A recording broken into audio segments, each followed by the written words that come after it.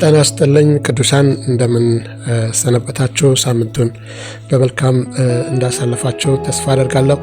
ባለፈው ጊዜ ጀምሮ ከኢያሱ መጽሐፍ ዲቮሽናል መልእክት እያካፈልኩ ነበረ። ባለፈው ኢያሱ ምዕራፍ 2ን የሰላዮቹን ታሪክ እያየን ነበረ በምዕራፍ 2 ላይ እና የረሃብን እንዴት እንደዳነች ተመልክተ ነበር። ከዛ እነዚህ ሰዎች ከተመለሱ በኋላ ሁለቱ ሰላዮች ለሕዝቡ የነገሩት ቃል በኢያሱ ምዕራፍ 2 ቁጥር 24 ላይ ተዘግቦ እናገኛለን እና የነሱ ቃል የተናገሩትን በማንበብ ወደ ዛሬው ወደ ምዕራፍ 3 ነው በብዛት የምንመለከተው ዛሬ።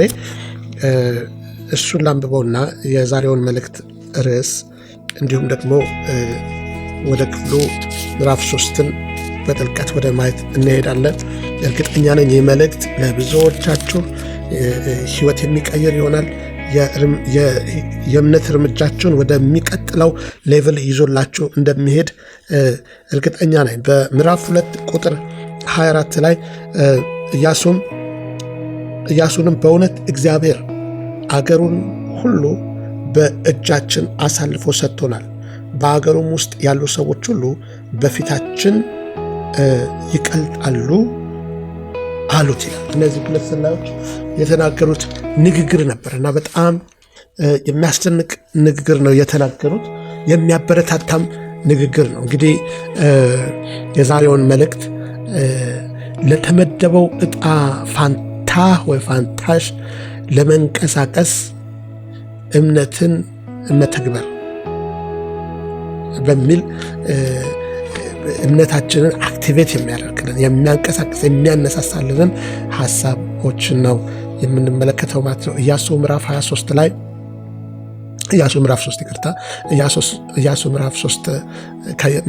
የተወሰዱ ሀሳቦች ናቸው። ለመግቢያ የሚሆነን ባለንበትና እንድንሆንበት በተጠራንበት መካከል ያለው ክፍተት ዛሬ እርስ በርሳችን እውነት እንደው ግልጹን እንነጋገር ካልን እያንዳንዳችን ልባችንን ከመረመርን ልንሆን የሚገባን ቦታ እንዳለ እናውቃለን። ገና ያልደረስንበት ደረጃ፣ ገና ሙሉ በሙሉ ያልገባንበት ጥሪ፣ ገና ሙሉ በሙሉ ያልጨበጥነው ኪዳን በመንፈሳችን የሚኖርና እንድናርፍ እግዚአብሔር የወሰነው ስፍራ የምንመኘው ቦታ አለ ወይም ደረጃ አልበለው። እዚህ ሁላችንም በዚህ ውጥረት ውስጥ አለን። ዛሬ ባለንበትና እግዚአብሔር በጠራን መካከል እንድንሆን ወይም ደግሞ እንድንጨብጠው ባለ መካከል ምናልባት ሰላም ሊሆን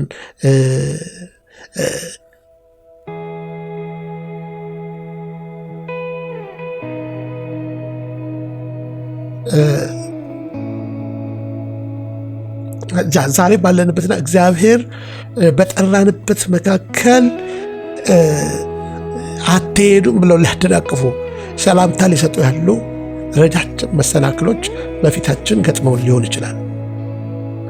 የነዛ መሰናክሎች ድምፅ ደግሞ ድምፅ አላቸው የራሳቸውን። የሚናገሩትን ነገር በጣም ምክንያታዊ ይመስላል። እንደዚህ ሊሉ ይችላሉ።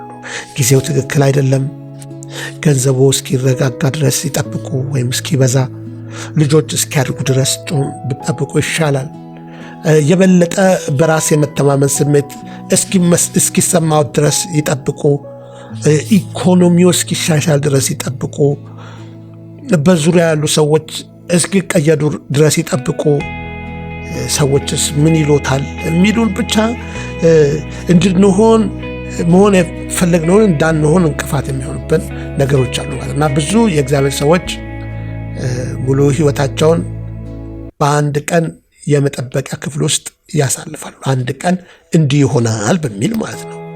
አስቀድሞ ወደ ተዘጋጀላቸው ምድር ፈጽሞ አይሻገሩ። ሰዎችን ወደኋላ የሚጎትቱ ነገሮች መካከል ውድቀትን መፍራት፣ የሀብት ወይም የሆነ የምንፈልገው ነገር እጥረት፣ ያለፉ ስህተቶችና አፍረት፣ የሌሎች አስተያየት አለማመን ትዕግስትን ለብሶና የማይመጡ ፍጹም ሁኔታዎችን መጠበቅ ናቸው። እና ሰዎች እግዚአብሔርን የሚያምኑባቸው ነገሮች ከትንሽ እስከ ትላልቆቹ በሰውነታቸው ፈውስ ይሁን፣ በትዳር ውስጥ መመለስ ይሁን፣ በንግድ ሥራ ስኬት ይሁን፣ በሙያቸው ዓላማ ይሁን፣ ከሱስ ነፃ መውጣት ይሁን፣ ብሮክን የሆነውን ፋሚሊ ሪስቶር ማድረግ ይሁን፣ እግዚአብሔር የሰጠንን ህልም ማሟላት ወይም መሟላት ለረጅም ጊዜ ሊዘገይብን ይችላል። የዛሬው መልእክት ውሎ አድሮ ወደዚያ እንዲሸከምህ ወይም እንዲሸከምሽ የተፈጥሮ ፍሰቱን እንድንጠብቅ የሚያደርገን አይደለም። የዛሬው መልእክት የተፈጥሮ ፍሰትን ስለ መቁረጥ ነው እና በእምነት ወደ እግዚአብሔር ወደ ወሰነው ዕጣ ፋንታ መንቀሳቀስን የሚያመጣ ነው ብዬ አምናለሁ። ከተለመደው ወደ አልተለመደው እንሸጋግራለን።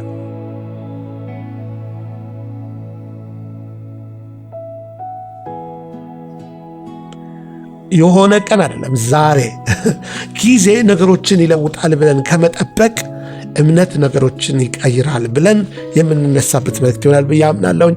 ኢያሱ ምዕራፍ 3ን የመጀመሪያዎቹን ክፍል አነባለሁ፣ ከ1 እስከ 3 ያለውን። ሃሌሉያ፣ ክብር ለኢየሱስ ይሁን።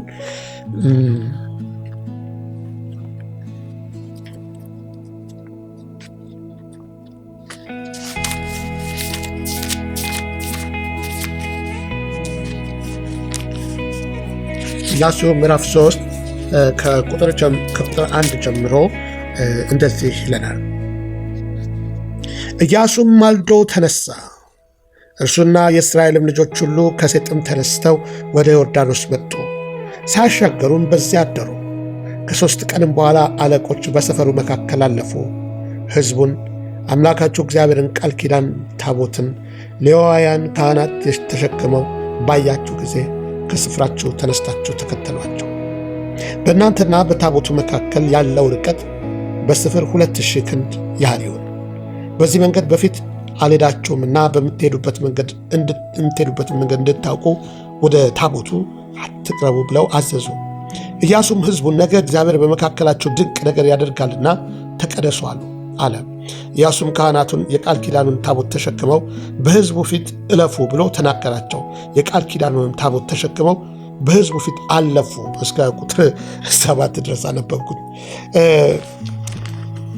ምዕራፍ 3 ላይ እንግዲህ ኢያሱ አሁን ሕዝቡን ሲያንቀሳቀስ የሰማው ነገር ቢኖር እግዚአብሔር የሆነ በቃ አሁን ሕዝቡን ሁሉ ተነስታችሁ ተንቀሳቀሱ በል ብሎት አይደለም። በኢያሱ ምዕራፍ 2 ላይ ኢነሰንስ እግዚአብሔር ወደ ተስፋ ምድራቸው ወደዛ እንደሄዱ ኦልሬዲ ተናግሯቸዋል። ከሙሴ ጋር እንደነበረ ከእሱ ጋር እንደሚሆን በምዕራፍ 1 ላይ ተናግሮታል እግዚአብሔር። እና እነዚህ በምዕራፍ 2 ቁጥር 24 ላይ ያነበብነው ሰላዮቹ መጥተው የሕዝቡ ልብ ቀልጧል፣ እንግዲህ ምድሪቷን ገብተን እንውረሳት ብለው ሲናገሩ እንግዲህ አስቡት፣ ዮርዳኖስ ሞልቶ እየፈሰሰ ነው። አሁን ተነሱ፣ እግዚአብሔር አስደናቂ ነገር ነገ በእናንተ መካከል ያደርጋልና ተቀደሱ። መቀደስ ማለት ለእግዚአብሔር መለየት ማለት ነው።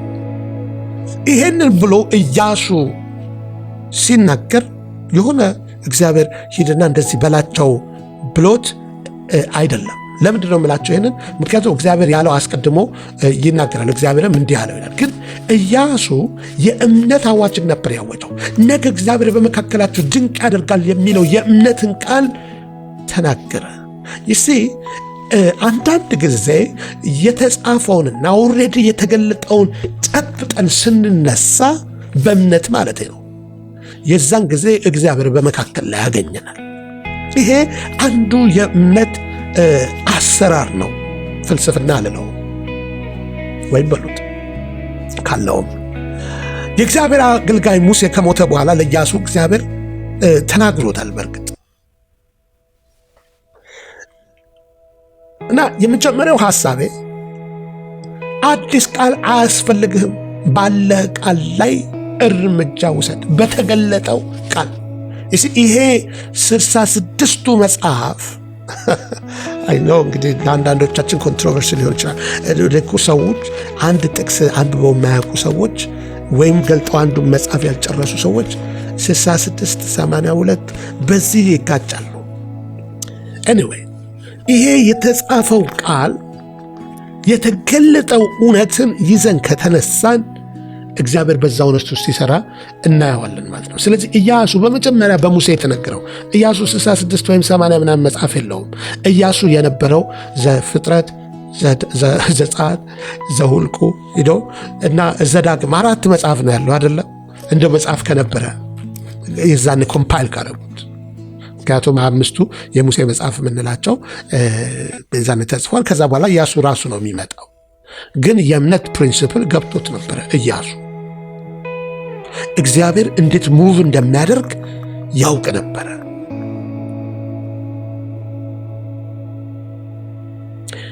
እግዚአብሔር ሂድና ለጎረቤት ወንጌል ንገረው ብሎ ሊናገር አያስፈልግም ማለት ነው። ወይም እርስ በርሳችሁ ተዋደዱ የሚል አዲስ የሆነ መልአክ መጥቶ ክንፉን እያርገበገበ እባካችሁ እርስ በርሳችሁ ተዋደዱ ይላችኋል እግዚአብሔር። አያስፈልገንም። ኦልሬዲ በቃል ውስጥ ተጽፎ የምናገኘው ስለሆነ ማለት ነው። ያ እርስ በርስ እንድትዋደድ ሌላ ገና ምንም መገለጥ መጠበቅ የለብህም።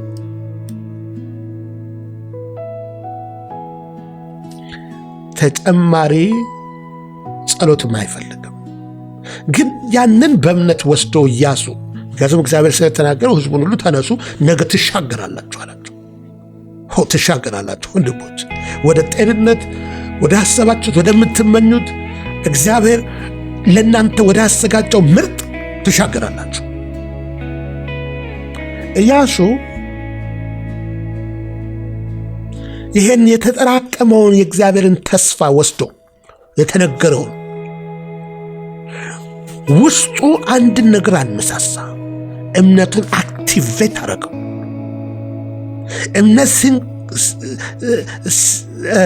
ሲነሳሳ ሲነቃነቅ በውስጡ ያ የሚሰራው እምነት ዝም ሊል አልቻለም። ስለዚህ አክቲቭ የሆነ ፌስ ሁል ጊዜ አንቀሳቅሰናል። እግዚአብሔር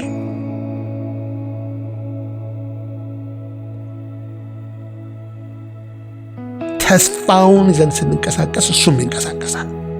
ነገሮች በራሳቸው እንዲለወጡ መፈለግና በመጠባበቅ ላይ እርምጃ ሳይወስዱ በመቀመጥ የሚሆን ነገር ላይኖር ይችላል። አሚን ጠብቁ ከተባልን እና ያ ከሆነ የእምነት እርምጃው ምንም አይደለም። እግዚአብሔር ያሳየንና ውረሱ ወዳለን መንቀሳቀስ ስንጀምር እሱ በመንገድ ላይ ያገኘናል። በእምነት እርምጃ ስንወስድ ከዛ በኋላ የሚቀጥለውን ዲቴል እግዚአብሔር ይነግራል። ኢያሱ ይሄንን ከተናገራቸው በኋላ ነገ እግዚአብሔር የሚያስደንቅ ነገር ያደርጋል። በ3 ቀን ዮርዳኖስን ትሻገራላችሁ ሕዝቡን ካነሳሱ በኋላ እግዚአብሔር መጣ መሃል ላይ። ስሙት፣ ምዕራፍ 3 ከ7 እስከ 8 እስከ 7 አንብበን ነበር። እግዚአብሔርም ኢያሱን ከሙሴ ጋር እንደሆንኩ እንዲሁ ካንተ ጋር መሆኔን ያውቁ ዘንድ በዚህ ቀን በእስራኤል ሁሉ ዓይን ከፍ ከፍ አደርግ ዘንድ እጀምራለሁ። አንተም የቃል ኪዳኑን ታቦት የሚሸከሙትን ካህናት በዮርዳኖስ ውሃ ዳር ስትደርሱ በዮርዳኖስ ውስጥ ቁሙ ብለህ እዘዝ አለው። አሁን ዲቴል መጣ። ይሄ ዮርዳኖስ በዛን ወቅት በጣም ሞልቶ ደራሽ ውሃ በሉት። አጠገቡማ ውሃ እኮ አስፈሪ ነው። ውሃ በጅረት መልኩ ሲመጣ አስፈሪ ነው። ሂዱና ቁሙ በላቸው አለው እግዚአብሔር። ውሃውን የታቦቱን ተሸክማችሁ ቁሙ በላቸው አለው። ጠራርጎ የሚወስደው ወንዝ ላይ ማለት ነው። ሞልቶ የመከር ወር ስለነበር ውሃው ሞልቶ ይፈስ ነበር። እንደ ሐምሌ ዝናብ ኃይለኛ ዝናብ ዘንቦ እነዚህ ትልልቅ ውሃ በቃ እየጋለበ የሚሄድ ውሃ የለው።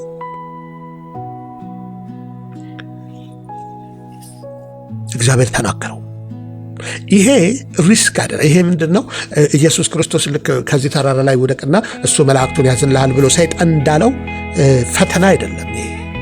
ወይም እንዲህ አይነት ሪስክ የሆነ ነገር እንድንወስድ የሚነግረን አይደለም። እሺ መታመን ይሄ እግዚአብሔርን መፈታተን አይደለም። ይሄ ያድነኛል ወይስ አያድነኝም ብለን የምናደርገው እኮ አይደለም። ይሄ በቃሉና በተናገረው መገለጥ ላይ ያንን ጨብጠንና ተደግፈን አንተን ታመኘ እግሬን አነሳለሁ ምንለው ነው። ደቀ መዛሙርቱ አሳውን ሳያዩ ወደ ቀኝ መረባቸውን መጣል ነበረባቸው። ስለዚህ መጀመሪያ መረቡን መጣል ያስፈልጋል። የአሳ መኖሩ እንዴት አውቄ ነው የምጥለው ብለን ቁጭ ካለን አሳውም የለም መረቡን መጣል የለም። ኖህ መርከብ የሰራው ዝናብ ሳይመጣ ነው። አብርሃም ወዴት እንደሚሄድ ሳያውቅ ከቤቱ ወጣ። ወደማሳይ ምድር ሄድ ሲለው ከእምነት እንቅስቃሴ በኋላ ዝርዝር ኢንስትራክሽኑን ወይም መመሪያውን እናገኛለን። ዝርዝር ዲቴል መመሪያዎችን የምንፈልግ ከሆነ የመጀመሪያውን ስቴፕ መውሰድ አለብን ነው። ስለዚህ እግዚአብሔር ምናልባት የመጀመሪያውን ስቴፕ እንድንወስድ የሚጠብቀን ነገሮች አሉ ማለት ነው። ሁለተኛው የሚያስገርመው ነገር በዚህ ክፍል ላይ ሁለት የእምነቱ እውነታዎችን እናያለን።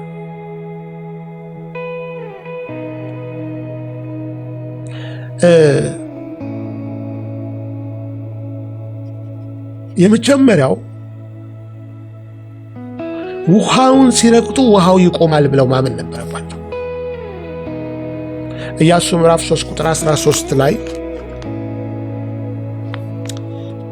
እንዲህም ይሆናል የምድር ሁሉ ጌታ እግዚአብሔር ታቦት የተሸከሙት ካህናት እግር ጫማ በዮርዳኖስ ውሃ ውስጥ ሲቆም ከላይ የሚወርደው ዮርዳኖስ ውሃ ይቋረጣል፣ እንደ ክምርም ሆኖ ይቆማል አለ።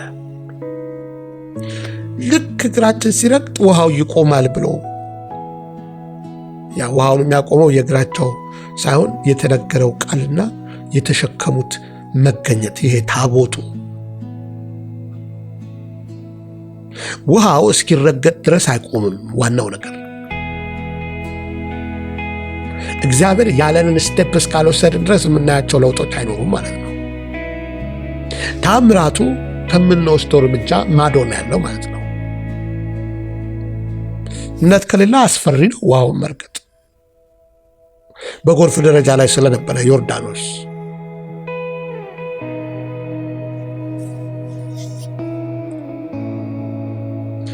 እዚህ ጋር አሁን ግልጽ እናደርግ አንድ ነገር። አሜን። ማንኛውንም ሪስክ እንድትወስዱ እግዚአብሔርን በመፈታተን መልኩ የሚያበረታታ መልእክት አይደለም። ካህናቱ ያደረጉት ግምታዊ አስተሳሰብ ይዘው አይደለም።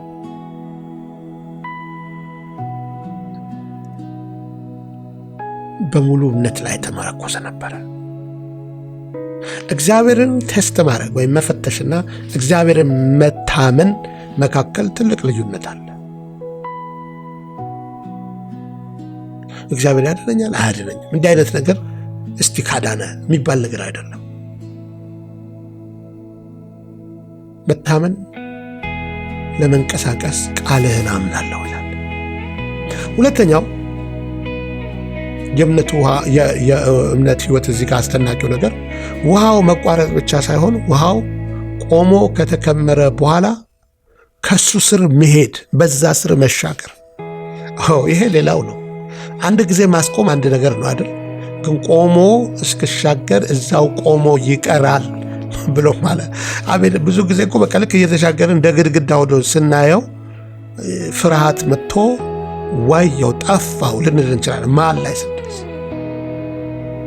እንደ ምዕራፍ 3 ቁጥር 16 እንዳነበብ ነው እንደ ግድግዳ ቆመ ነው የሚለው። ክምር ሆነ።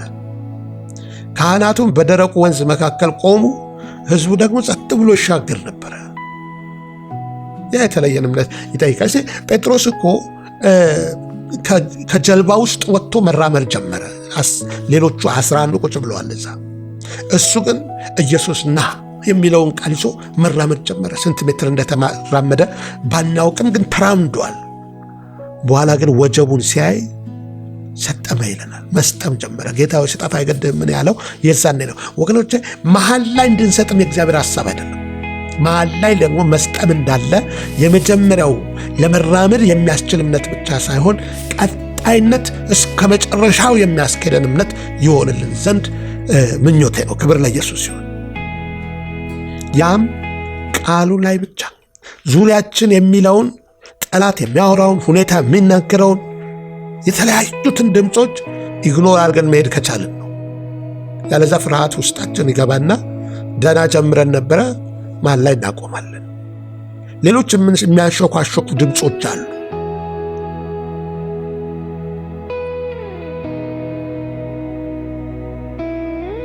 ተስፋው ላይ ከቆምን መሻገር እንችላለን። ታቦቱ ነው ያለው፣ ካህናቱ የተሸከሙት። ይሄ ለዚህ ነው መጽሐፍ ቅዱስ ሲናገር የእምነታችን ጀማሪና ፈጻሚ የሆነውን እሱን ተመልክተን ይላል። አይናችን ኢየሱስ ላይ ከሆነ ልክ ጴጥሮስ አይኑን እሱ ላይ ቢያደርግ፣ ልክ እነዚህም ህዝቡ አይናቸው ካህናቱና ታቦቱ ላይ ነበረ።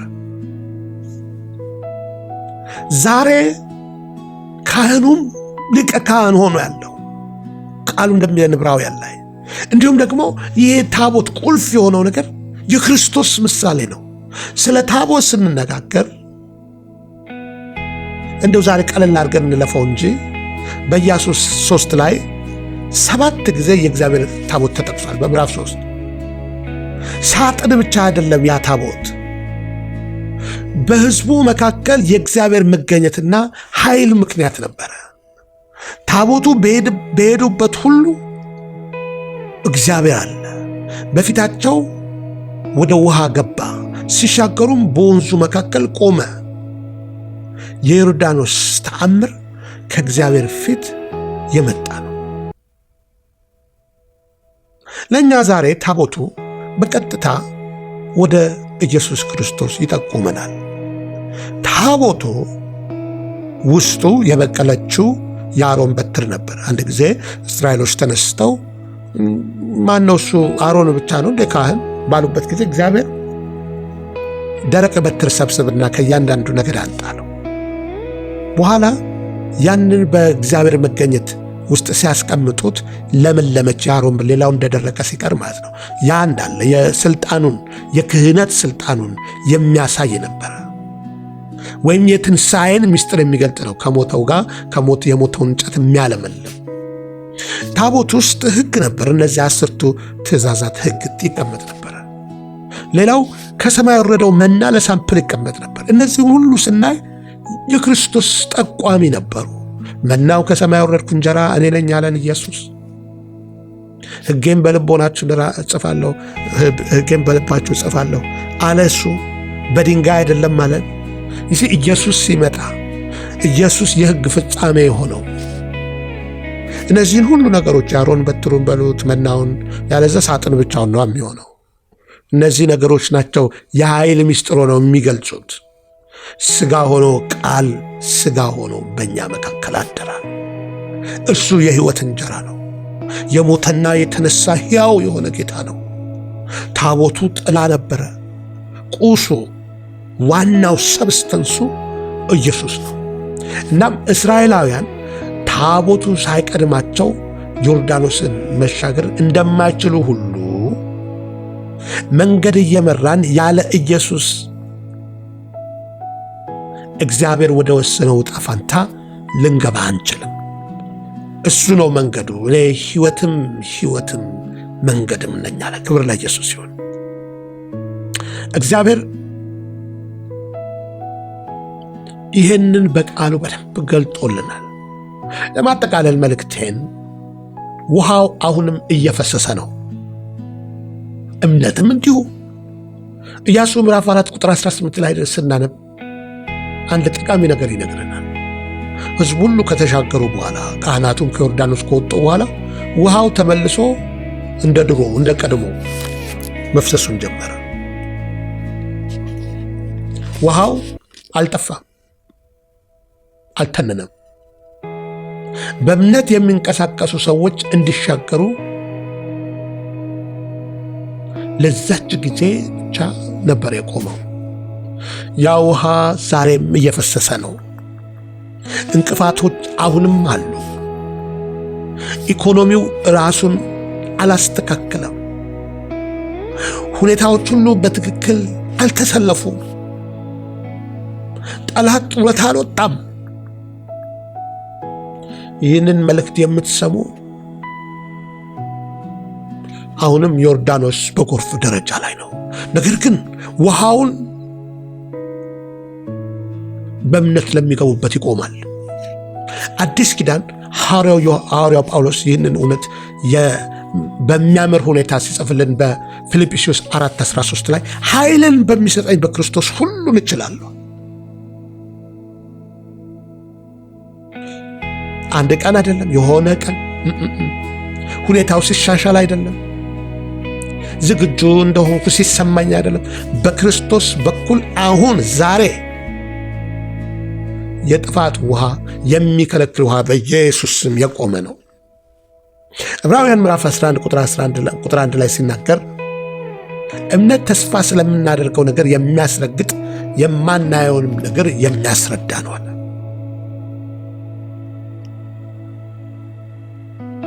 ይሄ ሰብስታንስ ነው፣ ክብደት ያለው ነው፣ እንቅስቃሴ ነው። ወደማይታየው ይንቀሳቀሳል እና ወደሚታየው ደግሞ ነገሮችን ያመጣል።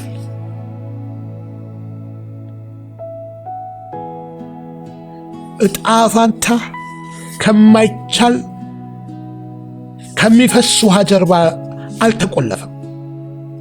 የእምነት እርምጃን እየጠበቀ ነው ያለው። ካህናቱ ገቡ፣ ውሃውም ቆመ፣ ሰዎቹ ተሻገሩ። ሕዝቡም እግዚአብሔር የገባላቸው ቃል የተናገራቸውን ወረሱ። እምነታችንን የምናነሳሳበት ጊዜው አሁን ነው። አሁን ነው ልናውጅ የሚገባው። ወደ ውሃ ውስጥ ለመግባት ጊዜው አሁን ነው። እግዚአብሔር በመንገድ ላይ ሊገናኝ እየጠበቀ ነው። ከደረስክ በኋላ ሳይሆን ገና እየተሻገርክ ሳለ። ዛሬ የመሻገሪያ ቀን ነው። ክብር ለኢየሱስ ይሁን። ነቢ ዛሬ ኢየሱስ ክርስቶስ እንደ ግል አዳኝ አድርገህ ጽድቅን አግኝተህ እግዚአብሔር ልጅ ካልሆንክ ዛሬ የመዳን ቀን ነው። ጌታ ኢየሱስ በለው፣ ና ወደ ሕይወቴ ግባ፣ ወይም በይው ኃጢአቴን ሁሉ ባፈሰስከው ደም እጠብልኝ፣ የሕይወቴ ጌታና አዳኝ አድርጌ እቀበልሃለሁ። ወደ ሕይወቴ ስለመጣ ስላዳንከኝ አመሰግናለሁ። በኢየሱስ ስም አሜን። እግዚአብሔር ሆይ በጌታ በኢየሱስ ስም እጅግ አድርገን እናመሰግናለን።